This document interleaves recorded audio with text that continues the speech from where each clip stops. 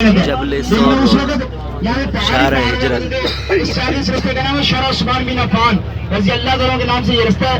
سید عثمان بن عفان رضی اللہ عنہ کون ہے؟ مسلمانوں کے تیسرے خلیفہ امیر جبل المومنین. سور جی زیارت آنے نہ کرے آئے ہوں حکومت کی اور نبی کریم صلی اللہ علیہ وسلم کی حدیث کا مفہوم ہے. آپ نے فرمایا عثمان تو وہ ہے جسے اللہ کے فرشتے بھی حیا کرتے ہیں, پھر میں محمد عثمان کا حیا کیوں نہ کروں؟ سبھی گھر صبح بیٹھا ہی گھر بیٹھا ہی. دوسری حدیث کے جملے اللہ کے نبی نے اس وقت ارشاد فرمائے جب آپ کی دوسری بیٹی حضرت رقیہ رضی اللہ تعالیٰ عنہ دنیا سے چلے گی تو حضرت عثمان غنی رضی اللہ تعالیٰ عنہ مسجد نبی کے قریب جنت البقیع کے قریب بیٹھے ہوئے تھے, پریشان تھے. تو آپ نے فرمایا عثمان کیوں پریشان ہو؟ تو آپ نے فرمایا, آپ نے کہا اللہ کے نبی میں پریشان نہیں, میں تو ویسے بیٹھا ہوں. فرمایا عثمان پریشان ہونے کی بات نہیں ہے, اور اس محمد کی 100 بیٹیاں بھی ہوتی نا جو کہ بعد دگرے میں تیرے نکاح میں مارتا جاتا.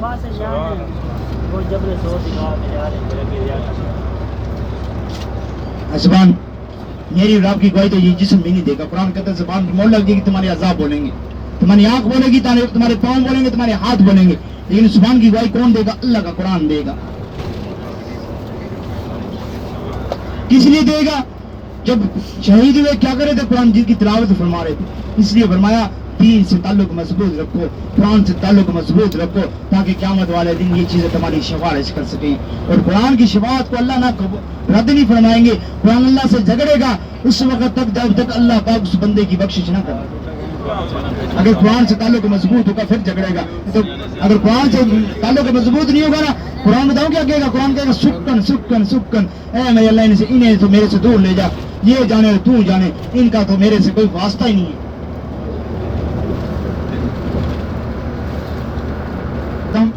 ایک سراغ تھا جس کے اوپر سیدنا صدیق اکبر رضی اللہ تعالیٰ عنہ نے اپنی ایڈی مبارک رکھی تھی. کس لیے رکھی تھی؟ اس لیے رکھی تھی اگر کوئی نقصان دہ چیز آئے, تو کاٹنے والی چیز آئے میرے کو کاٹے, لیکن نبی کریم صلی اللہ علیہ وسلم کو کوئی نقصان ہے نہ پہنچے. حضرت امام محمد رحمۃ اللہ علیہ اپنے کتاب میں فرماتے ہیں اصل میں اللہ نے امتحان لیا ابو بکر صدیق رضی اللہ تعالیٰ عنہ کا. ابو بکر صدیق رضی اللہ تعالیٰ عنہ کا امتحان لیا کس وجہ سے؟ اللہ کو تو معلوم تھا یہ نا ہم نے ابو بکر صدیق کے اندر وہ طاقت اور وہ صلاحیت رکھی ہے جو نبوت کا دفاع بھی کرے گی اور نبوت کے وزن کو بھی برداشت کرے گی. عام آدمی نبی کے وزن کو برداشت نہیں کر سکتا. اس کی وجہ یہ ہے کہ ایک نبی کے اندر دنیاوی لحاظ سے 4000 آدمی سے زیادہ طاقت ہوتی ہے, اور جنتی لحاظ سے 80 آدمیوں سے زیادہ طاقت ہوتی ہے ایک نبی کے اندر. اللہ نے میرے کو دکھایا, آپ کو دکھایا, دنیا والوں کو دکھایا. دنیا والوں دیکھ لو, کل کو کوئی یہ اعتراض نہ کرے کہ ابو بکر صدیق کا یہ انتخاب اللہ نے نبی کریم صلی اللہ علیہ وسلم کے ساتھ کیوں کیا. اس لیے کیا کہ اللہ نے فرمایا, حدیث قدسی اللہ فرماتے ہیں یہ طاقت اور صلاحیت صرف ابو بکر صدیق کے اندر تھی, جو نبوت کا دفاع بھی کر سکتی تھی, نبوت کے وزن کو برداشت کر سکتے تھے. کسی اور کے اندر یہ طاقت اور صلاحیت نہیں تھی. ہر نبی کے ایک صدیق ہوتا ہے. اللہ پاک صدیق کے اندر ہی طاقت عطا فرما دیتے ہیں, اتنی صلاحیت عطا فرما دیتے ہیں کہ دنیا کی جتنی بھی تکلیف ہے نا وہ خود برداشت کرتا ہے, نبی پہ آنچ نہیں آنے دیتا. لیکن نبی کریم صلی اللہ علیہ وسلم کے صدیق کون تھے؟ ابو بکر صدیق رضی اللہ تعالیٰ عنہ. نبی کریم صلی اللہ علیہ وسلم صدیق. اسمان یہ آپ کے دائیں ہاتھ کی طرف دیکھیں, یہ زیارت کا حصہ نہیں ہے, لیکن آپ کی معلومات کے لیے یہ مسجد الراجی ہے. یہ کیا ہے؟ مسجد الراجی. یہ مسجد حرم کے بعد مکہ مکرمہ کی سب سے بڑی مسجد ہے. شیخ سلیمان جی یہ بہت بڑا شیخ ہے, اس لیے یورپ کے طرز پہ فلیٹ بنائے ہیں. کس کے لیے؟ مکہ کے یتیم مسکین عورتوں اور بچوں کے لیے. الراجی کے نام سے سعودی عرب کے اندر بینک نہیں ہے. یہ ہے مسجد الراجی. کتابوں کے اندر آتا ہے ڈسنے والی چیز کا, کاٹنے والی چیز کا, سانپ کا ذکر آتا ہے. اور ڈسنے والی چیز آ گئی, کاٹنے والی چیز آ گئی. ابو بکر صدیق کی ایڈی کو ڈنگ ماری ہے, کاٹ ہوئی ہے, لیکن میں قربان جاؤں ابو بکر صدیق کی ذات پر ابو بکر صدیق نے تھیا کیا ہوا ہے. ہلنا نہیں ہے, حرکت نہیں کرنی, کیونکہ اگر ابو بکر صدیق رضی اللہ تعالیٰ عنہ تھوڑی سی بھی حرکت کرتے تو آقا علیہ السلام کی آنکھ مبارک کھل جانی تھی. اس کی وجہ یہ ہے کہ انبیاء کرام کی نیند کچی ہوتی ہے. ایک نبی سو رہا ہونا, اس کی آنکھیں سوتی, دل نہیں سوتا, دل کا بڑا راز تعلق کی سوتا اللہ پاک سے ہوتا ہے. کیونکہ آقا علیہ السلام کی آنکھ مبارک لگ چکی تھی. وہ ڈنگ مارنے والی چیز, کاٹنے والی چیز, ڈسنے والی چیز, وہ زہریلی چیز, مضر جانور. ابو بکر صدیق کی ایڑی کو ڈنگ مار رہا ہے, کاٹ رہا ہے, لیکن میں قربان جاؤں ابو بکر صدیق کی ذات پر. ابو بکر صدیق نے نہ حرکت کی نہ ہلے, آپ آرام سے بیٹھے ہوئے تھے. آپ نے تھیا کیا ہے, ساری کی ساری تکلیف اپنے جسم میں برداشت کرنی ہے, پر نبی کی کوئی تکلیف نہیں دینی. زبان اس کو بار بار کاٹنے کی وجہ سے جو پوری جسم کے اندر زہر پھیلا, درد کی شدت بڑی, اور زہر کا جب دماغ تک پہنچا, پھر آنکھوں سے خود بخود آنسو جاری ہوئے. پھر ان موتیوں جیسے آنسو کہ اللہ نے یہ علاج رکھی. وہاں سے نہ زمین پہ گرتے ہیں نہ پتھروں پہ گرتے ہیں. کہاں جا کے اللہ نے گرایا؟ نبی کریم صلی اللہ علیہ وسلم کے چہرے انور پہ جا کے گرائے. پھر آقا علیہ السلام کی آنکھ مبارک کھلتی ہے. یہ لوگ آپ کے آنسو نکلیں گے جیسے زمین پہ گریں گے لیکن یہ پتھروں پہ گریں گے. لیکن ابو بکر صدیق کی موت کی وجہ سے آنسو کے اللہ نے یہ علاج رکھی. آنسو اللہ نے زمین پہ نہیں گرنے دیے, ابو بکر صدیق کے چہرے پہ گرنے دیے. کہاں جا کے گرائے؟ نبی کریم صلی اللہ علیہ وسلم چہرے اندر پہ جا کے گرائے. پھر آقا علیہ السلام کی آنکھ مبارک کھلی. پھر آپ نے کہا ماں تبکی کا ابو بکر, اے بکر تیرے کو کس چیز نے اڑا دیا؟ آپ نے سب سے پہلا سوال بیت اللہ شریف کا کیا. اس کی وجہ یہ ہے مکہ کو چھوڑنے کا. بیت اللہ شریف کو چھوڑنے کا سب سے زیادہ کام نبی کریم صلی اللہ علیہ وسلم خود کو لگا ہوا تھا. آپ نے فرمایا بکر اس لیے پریشان ہو تو حالانکہ بچوں کا کام برا نہیں تھا. دوسرا سوال آپ نے بچوں کی وجہ سے کیا. اے بکر پورے کا پورا مکہ دشمن ہے, دشمنوں کے درمیان اپنے بچوں کو چھوڑ آئے ہو, باپ بھی نبینا ہے. فرمایا اللہ کے نبی میرے بابا آپ کا قربان ہو, نہ بچوں کی پرواہ نہ بیت اللہ شریف کی پرواہ ہے. تکلیف دینے کا ارادہ نہیں تھا. میرے کو کسی چیز نے ڈسا, کسی چیز نے کاٹا ہے, اس کی تکلیف کی شدت کی وجہ سے خود بخود آنسو آئے ہیں. تکلیف دینے کا ارادہ نہیں تھا. اور کان کاٹا, کان ڈسا ہے. آپ نے اللہ کے نبی کے حکم سے ایڈ اٹھائی. آپ فرماتے میری وہ جگہ ایسی ہوگی تھی جیسے میری جگہ لال سرخ ہو چکی تھی اور درد بھی میری برداشت سے باہر ہوتا. پھر اللہ کے نبی نے اپنی شہادت والے انگلی سے اپنا لابتا تھوک مارک نکالا, میری اس جگہ پہ لگایا. تو آپ فرماتے میری وہ جگہ ایسی ہوگی جیسے میرے کو کسی چیز نے کاٹا ہی نہیں تھا, ڈسا ہی نہیں تھا, اور میرے جسم سے درد ایسے چلا گیا جیسے میرے جسم میں درد تھا ہی نہیں. آسمان سوچنے والی بات یہ ہے کہ اللہ پاک نے نبی کریم صلی اللہ علیہ وسلم کے اس لابدان کے اندر شفائیں رکھی ہیں. یہ پورے کا پورا دین بھی اللہ کے نبی صلی اللہ علیہ وسلم کی زبان مبارک اور جسم مبارک سے نکلا ہے. اگر میں اور آپ اس دین کو سیکھیں گے, اس پہ عمل کریں گے, اس کے نظام کو اپنے گھروں کے اندر اپنی زندگی کے اندر لے کے آئیں گے, کہ ہمارے گھروں اور زندگی کے اندر سکون نہیں آئے گا کیونکہ اللہ نے خدا سامنے کیا قرآن مجید کے اندر. اللہ فرماتے جو چاہے مرضی کر لو لیکن دلوں کا سکون کس میں؟ اللہ کی یاد میں, اللہ کے ذکر میں. صحابہ کرام کوئی بڑی بڑی بلڈنگوں کا رہنے والے لوگ نہیں تھے. زبان انہی گاڑوں پہاڑوں میں رہنے والے لوگ تھے اور ان کی زندگی کے اندر بھی سکون تھا, ان کے گھروں کے اندر بھی سکون تھا. اس کی وجہ یہ ان کے گھروں کے اندر بھی دین تھا, ان کی زندگی کے اندر بھی دین تھا. آج ہمارے پاس گھروں کے اندر ہر چیز کی سہولت دستیاب ہے پر ان گھروں کے اندر سکون نہیں ہے. اس کی وجہ یہ ہے سب سے پہلے اس گھر کے اندر ساس بہو کی نہیں بنتی, ماں بیٹی کی نہیں بنتی, باپ بیٹے کی نہیں بنتی. وجہ کیا؟ بے دینی کا ماحول ہے. دین ہوگا, دین بتلاتا ہے ماں کے کیا حقوق ہے, باپ کے کیا حقوق ہے, چھوٹے کے کیا حقوق ہیں, بڑے کے کیا حقوق ہیں, بیٹی کے کیا حقوق ہیں, بہن کے کیا حقوق ہیں. اسلام نے ہر چیز بتلا کے رکھ دی میرے سامنے, آپ کے سامنے ہر چیز کو حقوق دے کے برابر کر کے رکھ دیا اسلام نے. آج یہ میری ذمہ داری ہے, آپ کی ذمہ داری ہے اسلامی تعلیمات پر عمل کرنا. سب سے پہلے اس دین کو سیکھنا, اس پہ خود عمل کرنا, اس کی محنت اپنے گھر میں کرنی, پھر اپنے محلے میں کرنی, پھر اپنی مسجد میں کرنی. یہ میری بھی ذمہ داری ہے, آپ کی بھی ذمہ داری ہے. زبان اکیلے ابو بکر صدیق رضی اللہ تعالیٰ خدمت نہیں کر رہے تھے, پورا کا پورا خاندان لگا ہوا تھا. آپ نے اپنے بیٹے عبد الرحمان سے کہا بیٹا پورا دن مکہ کے اندر گزارنا ہے, شام کو واپسی پر ذخار کی طرف آنا ہے, ہمیں بتا کے جانا مکی کے کیا حالات ہیں. پھر آپ نے اپنے غلام ابو فیرا رضی اللہ تعالیٰ سے کہا ابو فیرا آپ نے ایسے کرنا ہے, پورا دن مکہ کے اندر گزارنا ہے, بکریاں چرانی ہے لوگوں کے ساتھ, اور شام کو واپسی پر ذخار کی طرف آنا ہے, ہمیں دودھ دے کے جانا ہے. زبان 10 یا 12 سال کی یا 13 سال کی بچی کی عمر کیا ہوتی ہے. آپ کی یہ بڑی بیٹی ہے, امی عائشہ رضی اللہ عنہا بڑی بہن ہے, حضرت اسما رضی اللہ تعالیٰ عنہا. آپ نے اپنی بیٹی کا بیٹا آپ نے ایسے کرنا 3 وقت کا کھانا تیار کرنا ہے اور اس غار کے اندر دے کے جانا ہے. آنے اور جانے کی وجہ سے آپ کے پاؤں میں چھالے پڑ گئے. زبان دن میں خوف ہوتا تھا ان پہاڑوں میں سے گزرتے ہوئے, رات کا کیا حال ہوتا ہوگا. پورے کا پورا مکہ دشمن ہے, یہ بھی ڈر ہے ایسا نہ دشمن پیچھے لگ جائے اور وہاں تک پہنچ جائے. پورے کا پورا مکہ سو رہا تھا, گھر والے سو رہے تھے. رات کے منہ اندھیرے میں 10 یا 12 سال کی بچی 3 وقت کا کھانا تیار کرتی ہے اور اس غار کے اندر لے کے جاتی ہے. آنے اور جانے کی وجہ سے پاؤں خراب ہو گئے, چھالے پڑ کے چلا نہیں جاتا تھا. کسی نے کہا اسما تیرے کو کیا ضرورت ہے, تیرے سے چلا نہیں جاتا, تو آرام سے گھر کے اندر بیٹھ جا, کسی اور کو بیچ دے. حضرت اسما کا جواب سنے, یہ بیٹی بھی پھر کس کی بیٹی تھی؟ ابو بکر صدیق کی بیٹی تھی. آپ نے کہا یہ تو کھانا دینے کا ایک بہانہ ہے, جب اس جگہ پہ جا کے نبی کریم صلی اللہ علیہ وسلم کا دیدار کر لیتی ہے نا, ساری کی ساری تکلیف بھول جاتی ہے.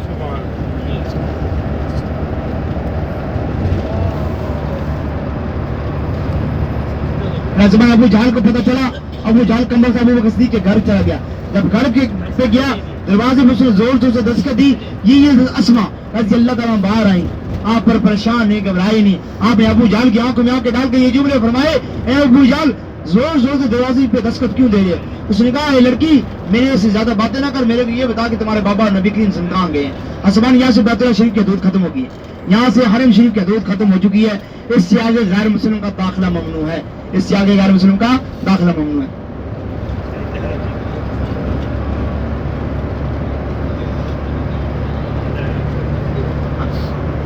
बताना भी नहीं है, अगर बता दिया फिर राज वाली बात खत्म होगी, झूठ भी नहीं बोलना। इस्लाम मजाक का नबी झूठ बोलने को पसंद नहीं करता, इसलिए अल्लाह के नबी की हदीस का मफ़हूम है आपने फरमाया जिसमें ये 4 बातें पाएगी ना वो समझ ले वो दुनिया में भी ज़लील है और आखिरत में भी ज़लील है। फरमाया झूठ बोलने वाला, धोखा देने वाला, अमानत में खयानत करने वाला, जुल्म करने वाला, जुल्म करने वाला। फरमाया मुसलमान का काम नहीं है इन बातों से, मुसलमान का ताल्लुक नहीं है धोखा देने से, मुसलमान का काम नहीं है झूठ बोलने से। फरमाया जिन ये 4 बातें जिसमें पाएंगे वो समझे दुनिया में भी ज़लील है और आखिरत में भी ज़लील है।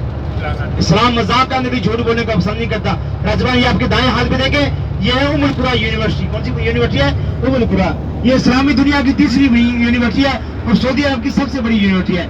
इसके अंदर इमाम काबा शेख अब्दुल रहमान सदेस और इमाम साले मोहम्मद बिन तालिब और हरम शरीफ के देखे इमाम यहाँ पे लेक्चर आ रहे हैं, प्रोफेसर हैं। दुनिया भर से मुसलमानों के बच्चे और बच्चियाँ स्कॉलरशिप हासिल करने के बाद यहाँ पे दीनी तालीम हासिल करने के लिए आते हैं, इसलिए इसका नाम है उम्मुल कुरा यूनिवर्सिटी। आप खामोश करने की अल्लाह ने आपकी जुबान से ये अल्फाज जारी फरमाए वल्लाह अल्लाह जानता आप कहाँ गए। उस कम वक्त को गुस्सा आया, उसने कहा ये 10 या 12 साल की बच्ची ने मेरे को ये जवाब दिया, उसने यहाँ से करके मुंह पे थप्पड़ मारा। आसमान जब सर पत्थरों पे लगा नाक से भी खून बहना शुरू हो गया, सर से भी खून बहना शुरू हो गया, लेकिन परेशान नहीं, घबराई नहीं। इस हालत में गालिब शोर के अंदर खाना लेके जाती है, लेकिन मैं कुर्बान जब वो सिद्दीक़ रज़ियल्लाहु अन्हु की ज़ात में जब वो सिद्दीक़ ने अपनी बच्ची की हालत को देखा, अपनी जुबान थे कि लफ्ज़ भी नहीं निकाला। फरमाया बेटी क्या हुआ? फरमाया अब्बा जी अबू जहाल आया था, आप अपनी बेटी की तकलीफ को भूल के। फरमाया बेटी आपने पूछ बताया तो नहीं कि नबी करीम सल्लल्लाहु अलैहि वसल्लम कहाँ गए? फरमाया अब्बा जी मैं आपकी बेटी हूँ, अगर अबू जहाल मेरे 70,000 टुकड़े भी कर देते ना फिर भी ना मेरी दादी के नबी करीम सल्लल्लाहु अलैहि वसल्लम कहाँ गए। आपने अपनी बेटी के सर पे हाथ रखा, फरमाया बेटी सब्र करो, इसका अजर कौन देगा? अल्लाह देगा। अल्लाह के नबी ने फरमाया मैंने हर साहबी के एहसानों का बदला दे दिया, लेकिन अबू बकर सिद्दीक़ के एहसानों का बदला कौन देगा? अल्लाह देगा। फिर जवाब 3 दिन और 3 रातें क्याम करने के बाद फिर बाकी का सफर शुरू हुआ। अब आगे जो हमारी ज़ियारत आएगी इसका ताल्लुक इस मैदान का ताल्लुक हज से है। मैदान अराफात कौन सी ज़ियारत आएगी? मैदान अराफात। मैदान अराफात को मैदान अराफात कहते हैं, इसके अंदर होता क्या है, इसकी लंबाई कितनी है, इसकी चौड़ाई कितनी है, ये बैतुल्लाह शरीफ से कितने किलोमीटर का फासला है? आसमान ये हरम शरीफ से तकरीबन 18 किलोमीटर का फासला है, 5 किलोमीटर की चौड़ाई है, 8 किलोमीटर की लंबाई है, 40 किलोमीटर के अंदर ये मैदान अराफात है। इसके अंदर होता क्या? इसके अंदर हज का सबसे बड़ा रुकन आज़म आता है। आपने फरमाया हज जो मुलाज़ा, हज किसका नाम है? वक़ूफ़ुल अरफ़ा का नाम है। एक हाजी हज भी आया, मीना में आया, मुज़दलिफ़ा में आया, अगर इस मैदान के अंदर ना आया तो हज अदा नहीं होगा। चलंगला चलूल है, अगर बेहोश भी हो गया ना 9 ज़ुल्हज्जा वाले दिन इस मैदान के अंदर आना जरूरी है, लाजमी। अगर ना तो हज अदा नहीं होगा। अगर किसी वजह से मीना या मुज़दलिफ़ा में ना भी गया ना तो दम देने से मसला हल हो जाएगा, लेकिन अगर इस मैदान के अंदर ना आया तो हज अदा नहीं होगा। क्योंकि अगर रसूल इस्लाम के हदीस का मफ़हूम है अल हज युमुल अरफ़ा, हज किसका नाम है? वक़ूफ़ुल अरफ़ा का नाम हज है। आपके ये दाएं हाथ की तरफ देखिए, ये पीले रंग का बोर्ड नजर आएंगे आपको, बेशुमार खट्टे कलर के, पीले रंग के, येलो कलर के, इनके अंदर अंदर ये मैदान अराफात है। ये 40 किलोमीटर के अंदर मैदान अराफात है। इस मैदान की फजीलत ये भी है, इस मैदान को महशर का मैदान भी कहा जाता है, हशर का मैदान भी कहा जाता है। नबी करीम सल्लल्लाहु अलैहि वसल्लम की हदीस का मफ़हूम है, आपने कहा जब क़यामत कायम हो जाएगी ना शाम के अंदर दमिश्क के मैदान और इस मैदान, दोनों मैदानों के फासलों को खत्म कर दिया जाएगा। दोनों मैदानों के फासलों को खत्म करके एक मैदान बना दिया जाएगा, जिसे हशर का मैदान कहा जाएगा, जिसे महशर का मैदान कहा जाएगा।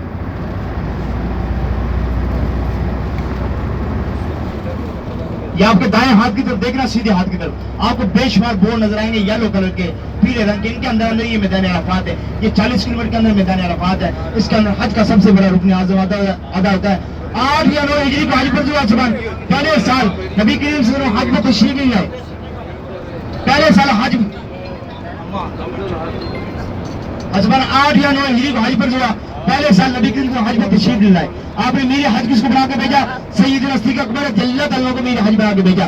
फिर 9 या 10 हिजरी को आप कहाँ तशरीफ लाए? 8 ज़ुल्हज्जा को मीना के अंदर तशरीफ लाए। फिर 9 ज़ुल्हज्जा का सूरज निकलने के बाद, फजर की नमाज अदा करने के बाद और सूरज की शुआएं फैलने के बाद अल्लाह के नबी सल्लल्लाहु अलैहि वसल्लम और सहाबा किराम इन्हीं पहाड़ों से उतरते चढ़ते। ये नक्शा समझा, इन पहाड़ों की बैक साइड में मीना मुज़दलिफ़ा है। जब आपको ये पहाड़ नजर आएंगे ना, इन पहाड़ों की बैक साइड में मीना मुज़दलिफ़ा है। जब नबी करीम सल्लल्लाहु अलैहि वसल्लम आए थे और सहाबा किराम आपके साथ थे हज पे, 9 ज़ुल्हज्जा का दिन था, आप इन्हीं पहाड़ों से उतरते चढ़ते जब आप इस मैदान के अंदर पहुंचे तो क्या زور کی نماز کا وقت قریب تھا. کون سی نماز کا وقت قریب تھا؟ زور کی نماز کا وقت قریب تھا. آپ نے میدان عرفات کے شروع میں جہاں سے ہم داخل ہوں گے, میدان عرفات ایک کونے سے آپ اس میدان میں داخل ہوئے اور میدان عرفات کے شروع میں کسی علاقے میں اپنا پڑاؤ ڈالا. اور آپ نے سب سے پہلے کیا کام کیا؟ آپ نے سب سے پہلے اللہ کی حمد و ثنا بیان کی, تو 2 نمازیں ادا فرمائی زور و اثر کی کثرت کے ساتھ. پھر اپنی قسم نامی میں بیٹھ کے ایک عظیم خطبہ ارشاد فرمایا جسے خطبہ حجۃ الوداع کہا جاتا ہے. آپ نے اپنی زندگی میں کتنے حج کیے؟ ایک حج کیا. کتنے حج کیے؟ ایک حج کیا. عمرے کتنے کیے؟ 4 عمرے کی. کتنے عمرے کیے؟ 4 عمرے کیے. اور اس میدان کی فضیلت یہ بھی ہے, اللہ کے نبی نے فرمایا اگر پوری دنیا بھی اس میدان میں آ جائے نا تو یہ میدان کم نہیں پڑے گا. اور دوسری حدیث کا مفہوم آپ نے فرمایا جیسے روز حج والے دن حج کے لیے سے احرام باندھا ہوا نا, اس میدان عرفات کے ایک کونے سے دوسرے کونے سے گزر گیا اس کا بھی حج ادا ہو جائے گا. یہ نقشہ سمجھا ان پہاڑوں کی بیک سائڈ میں مینا المزدلفہ ہے. جب نبی کریم صلی اللہ علیہ وسلم صحابہ کرام آئے تھے اس میدان میں, انہی پہاڑوں سے اترتے چلتے آئے تھے. آج یہ رستے بنے ہوئے ہیں, یہاں پہ پہاڑ ہوا کرتے تھے. عرفات کو عرفات کیوں کہتے ہیں؟ یہ عرفہ سے عرفہ کیوں کہتے ہیں؟ جاننے پہچاننے کو, معرفت کو.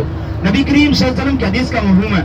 آپ نے فرمایا حضرت آدم علیہ السلام اور اماں حوا علیہ السلام ایک دوسرے سے کتنے سال تک بچھڑے رہے؟ 40 سال تک بچھڑے رہے. کتنے سال تک؟ 40 سال تک.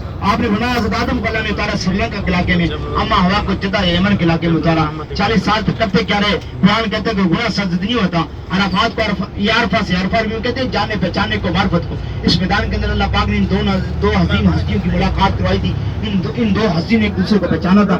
یہ حضرت آدم ہے, یہ اماں حوا ہے, اس لیے اس کو عرفات کہتے ہیں. آقا صلی اللہ علیہ وسلم نے فرمایا 40 سال تک ایک دوسرے کو بچھڑے ہوئے. قرآن کہتا ہے کہ گناہ زد نہیں ہوتا, صرف بھول کے تھے. اللہ نے کہا اس درخت کے قریب نہیں جانا, شیطان کے بہکاوے میں آئے اس درخت کے قریب چلے گئے.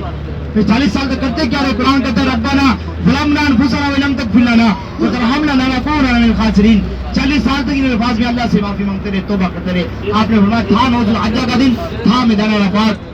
انہوں نے ایک دوسرے کو پہچانا, یہ حضرت آدم ہے, یہ اماں حوا ہے, اس لیے اس کو عرفات کہتے ہیں.